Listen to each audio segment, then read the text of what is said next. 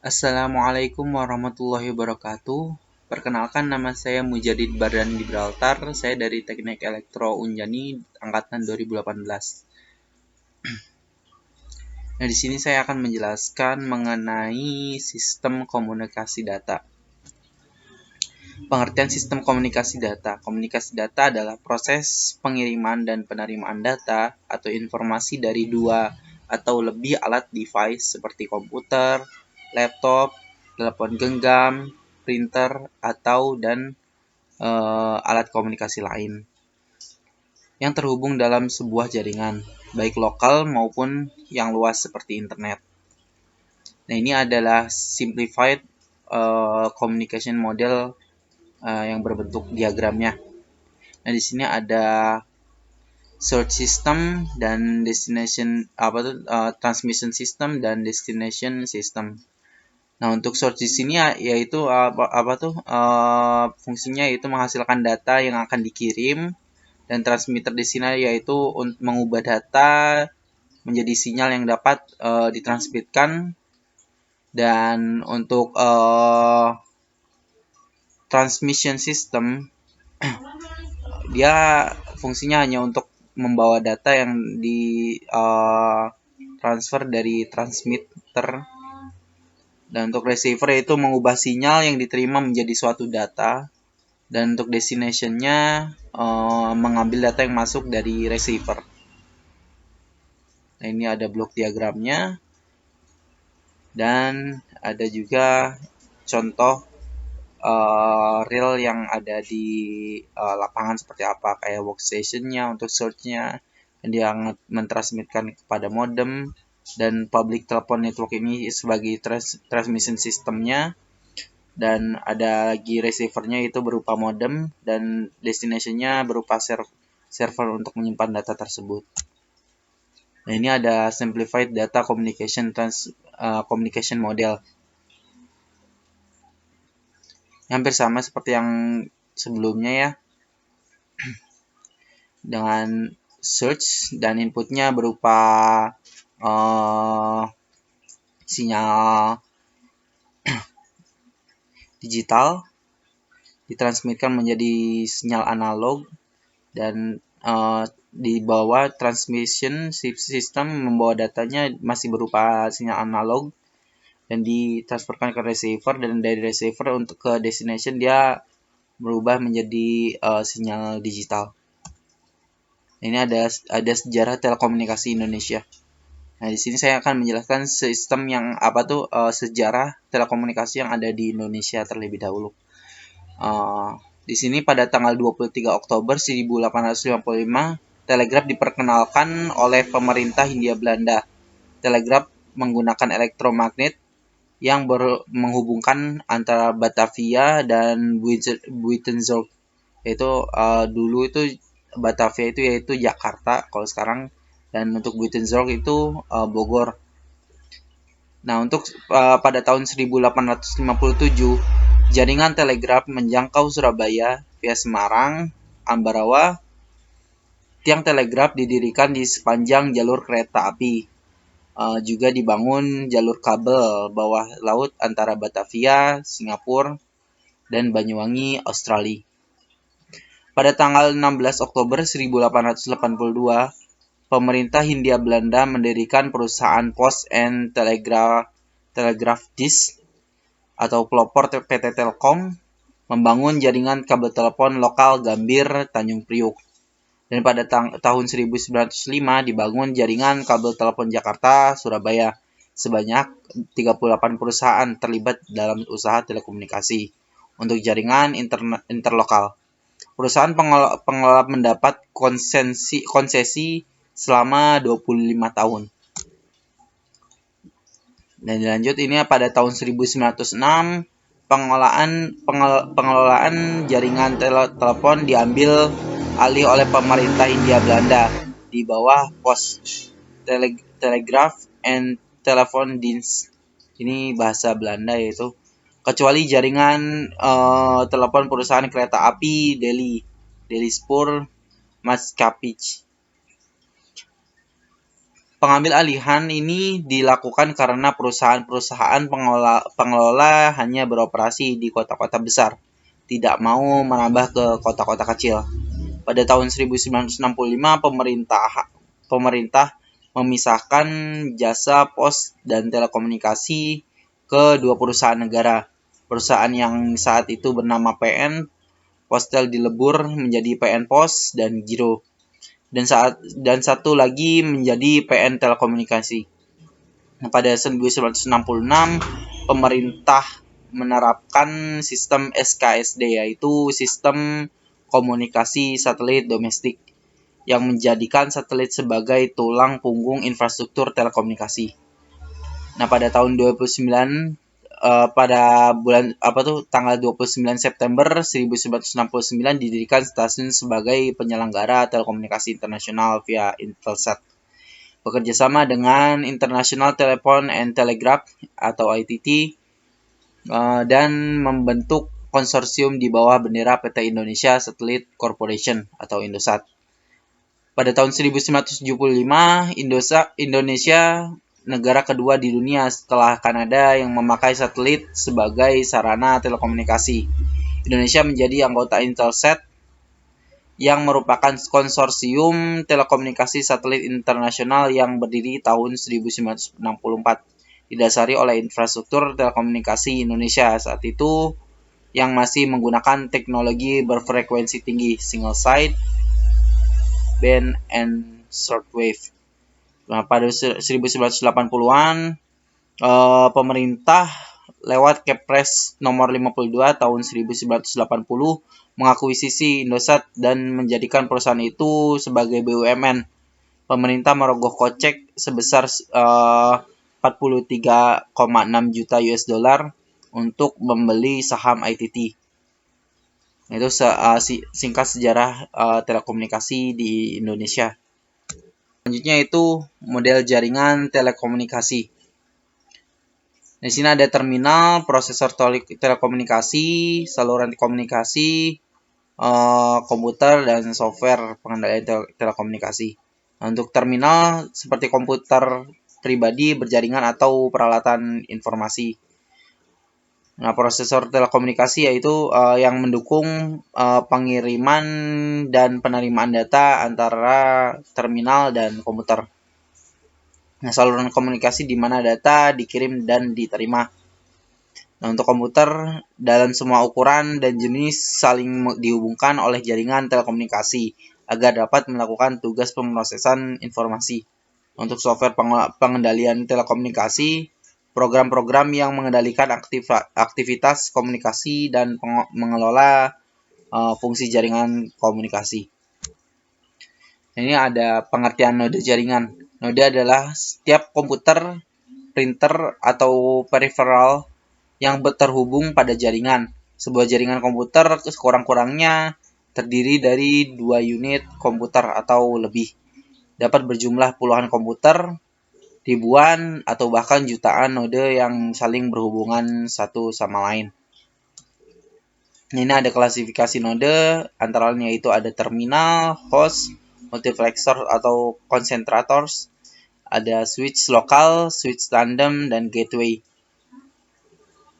Nah, untuk terminal yaitu terdiri dari terminal CRT, PC, workstation, dan telepon. Untuk host di sini yaitu komputer besar atau workstation besar. Untuk switch lokal memungkinkan fasilitas dan device yang terhubung untuk berkomunikasi secara langsung satu dengan yang lainnya. Untuk switch tandem untuk interkoneksi antara node yaitu untuk sebagai penghubung aja itu sebenarnya.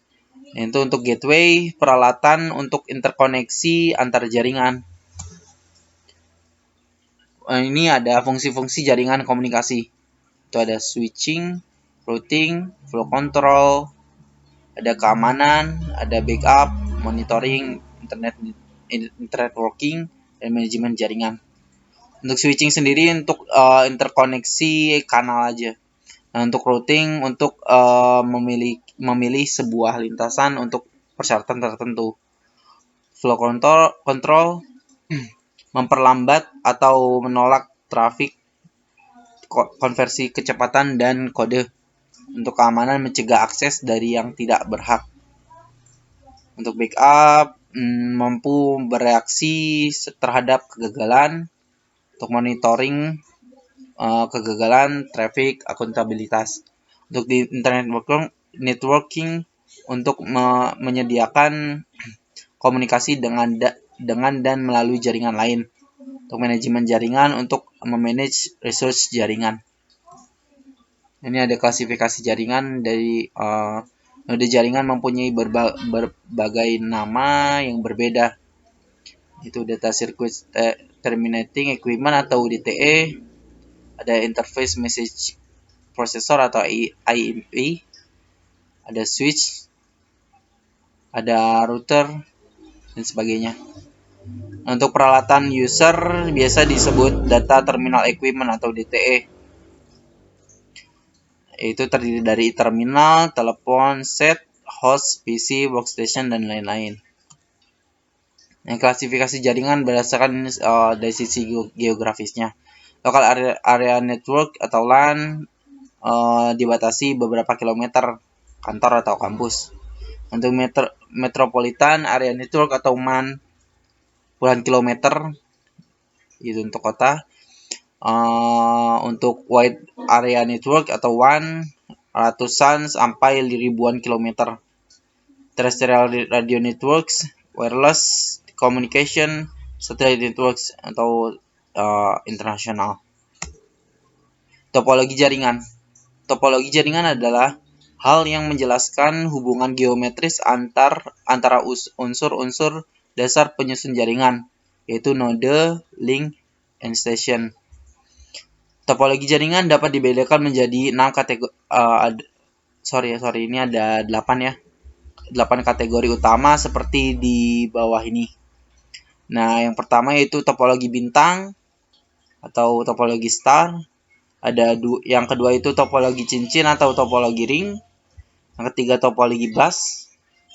Yang keempat topologi jala atau topologi mesh. Yang kelima itu topologi pohon atau tree. Yang keenam itu topologi linear. Yang ketujuh topologi peer-to-peer. Yang ke-8 yaitu topologi hybrid. Topologi bintang atau star. Topologi bintang adalah suatu cara untuk menghubungkan antara komputer satu dengan komputer yang lainnya, sehingga dapat membentuk jaringan berupa bentuk bintang atau star. Topologi bintang mempunyai bentuk seperti bintang atau star. Setiap node tersambung secara terpusat pada sebuah perangkat keras hub atau switch. Hub atau switch yang dipakai untuk menghubungkan setiap node dalam jaringan adalah LAN. Ini untuk gambaran dari penggabungan dari topologi bintang atau star. Nah, selanjutnya itu adalah topologi cincin atau topologi ring. Topologi ring merupakan suatu aturan, konsep, skema, ataupun cara yang dipakai untuk menghubungkan komputer dengan komputer yang lainnya, yang mana rangkaiannya membentuk titik dan masing-masing titik tersebut terhubung dengan dua titik yang lain dalam satu jaringan. Nah, ini untuk sistemnya topologi ring. Nah, dia lebih berbentuk seperti cincin seperti itu dan dihubungkan interkoneksi terhadap sambungan lingkaran itu antara user ke user yang lainnya. Yang selanjutnya ini ada topologi bus. Topologi bus adalah suatu metode atau cara untuk menghubungkan dua atau lebih komputer secara serial dengan menggunakan kabel utama sebagai senter atau pusat lalu lintas data. Umumnya topologi bus digunakan pada jaringan berskala kecil di mana semua perangkat jaringan terhubung dengan kabel tunggal yang disebut dengan bus. Nah, ini untuk gambaran topologi bus. Yang selanjutnya itu topologi jala atau mesh. Topologi jaringan mesh atau jala adalah suatu topologi jaringan di mana setiap perangkat komputer saling terhubung secara langsung atau dedicated link. Topologi mesh biasanya digunakan untuk rute yang banyak dengan menggunakan kabel tunggal, sehingga proses pengiriman data menjadi lebih cepat tanpa melalui hub atau switch. Ini interkoneksi untuk topologi jala atau mesh. Jadi untuk usernya dia saling berhubungan antara satu dan yang lainnya, dan lebih cepat sistem pengiriman datanya. Nah, ini untuk topologi pohon atau tree. Topologi tree atau topologi pohon adalah hasil penggabungan dari topologi bus dan topologi star. Topologi jaringan berbentuk tree pada umumnya dipakai untuk interkoneksi antara hierarki dengan pusat yang berbeda. Ini penggabungan antara topologi bus dan topologi star ya. Ini di topologi tree. Itu antara interkoneksi. Nah, ini fungsi star di sini ada di user sini ya. Ini topologi star, penggabungan topologi star, dan ini untuk topologi busnya, distribution layer, dari core layer ke distribution layer. Yang selanjutnya itu topologi linear.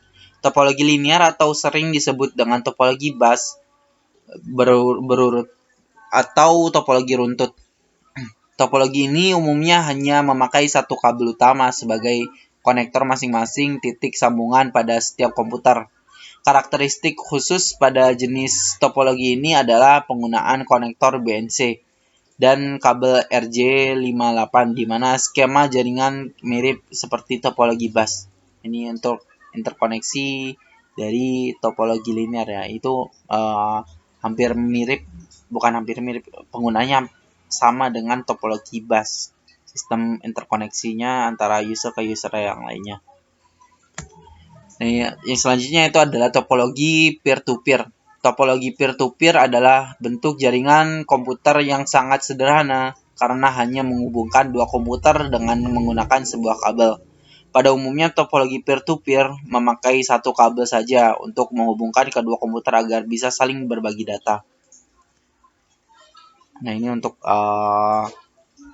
sistem interkoneksi antara untuk topologi peer-to-peer, yaitu antara kedua user yang interkoneksi satu.